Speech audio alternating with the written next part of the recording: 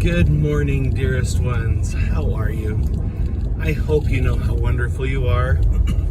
I hope you know how brightly you shine, even in the times when you think probably you're least likely to shine brightly. I hope you know how much you mean to those around you.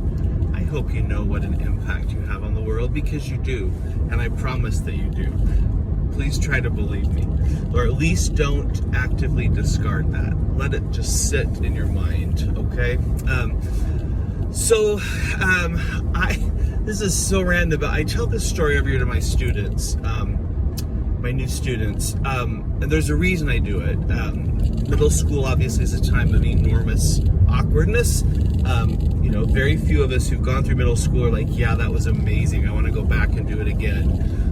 It's a tricky time, and one of those challenges is the constant feeling of, being awkward and embarrassed and stuff like that.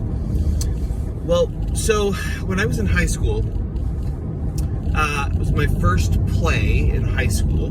That was a big deal to me because that was what I did. And I was backstage, and I had the really important job of opening the curtain. And, that was it. I think I did one other thing during the play. Open, close, open, close. So I had a lot of time to hang out backstage. I got to know all the cast. Fell madly, deeply, wildly in love with another freshman. And, oh goodness, I was absolutely smitten. She could sing, she could act, she could dance. She had this wonderful, deep laugh, rich voice. Anyway, totally smitten. Well, let's call her Sally, which is not anywhere near her real name. So I fell deeply in love. I bought flowers for Sally on opening night. I had a friend who was a girl who was in my neighborhood, and she was my guide on all things related to girls and romance. And based on her advice, I bought like 3 yellow roses, because red would be too much, and more than 3 would be too much. So it was basically buy like 3 red roses. That's, just sort of friendly-ish, but it leaves some room for doubt, plausible deniability, all that stuff. So I gave these flowers to Sally on opening night. I had another friend go put them backstage in her dressing room, wherever it was she did her makeup and such. And so Sally came out of the dressing room, and right before the show started, and came up to me and was like, "Oh, Braden, that was so sweet." And then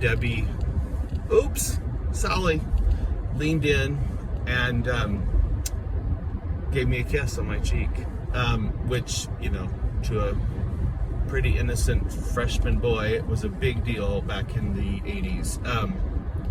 Well, I was utterly smitten, and I could tell, and experienced as I could tell that she was ready for another, because she gave me a little peck on the cheek and then turned her cheek towards my mouth. Well, I was ready for this, right? I'd been training for this, wishing for it my whole adolescence, and I was ready to go. Let me pause here and say that back then we had our braces a lot later in life than you all do now.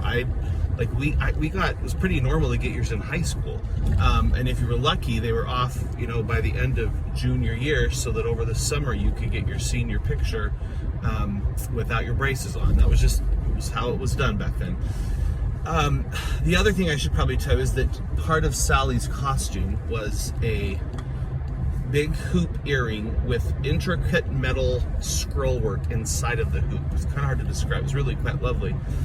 It was big, and lots of all these little edges and openings and stuff inside of it. So I went into gifts Sally on the cheek. I was ready for this. I could see our future before us. Fireworks, symphonies. I mean, it was amazing. I was feeling the Christmas, the 4th of July, everything rolled into one there. I went in, and right then someone said, "Sally, you're on." And it was her time to go on stage. So she just turned her head kind of reflexively when someone called her name. And as I went in, and you could never do this if you tried, my braces locked on that stuff in her earring, that ornate metal scroll work. and it locked solid. So all of a sudden I was like, I couldn't move. Okay, now every time I tell the story, one of my students is like, why don't you just take her earring off? Because we just were panicked. We didn't think. So all of a sudden, Sally realizes I've hooked to her ear, and it's time for her to go on stage. So she's like trying to decide what to do. You know, every time she moves, I'm like having to follow her with my lip like a fish on a hook, I guess. And anyway, it was pretty awkward.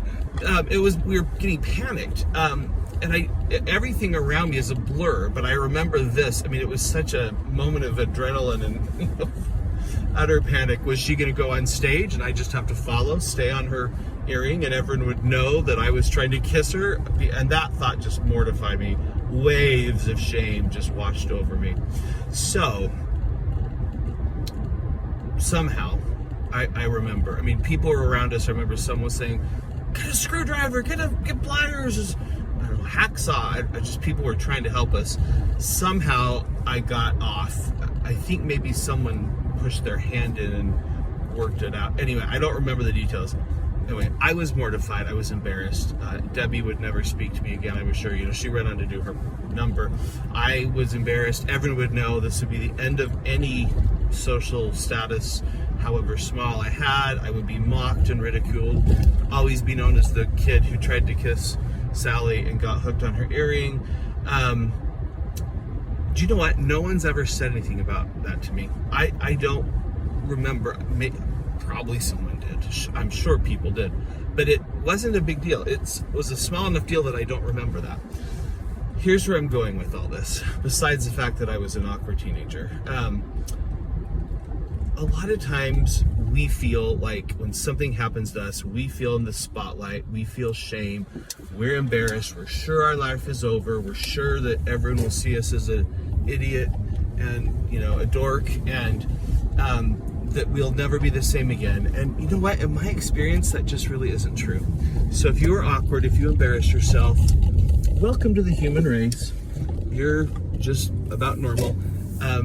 I know it's hard at the moment, but it will pass. It really will. It always does. So try not to let it will not define your life. So try not to let it define your day and your present. All right. I know this is long. Hey, can you give me, if you have a minute and don't mind, some likes and some, whatever, shares, saves. Algorithm is being kind of snooty lately. It's like a popular kid at the table, and it's ignoring me a little bit. So I need to get back in the algorithm's good graces. Love you all. Love your internet grandpa.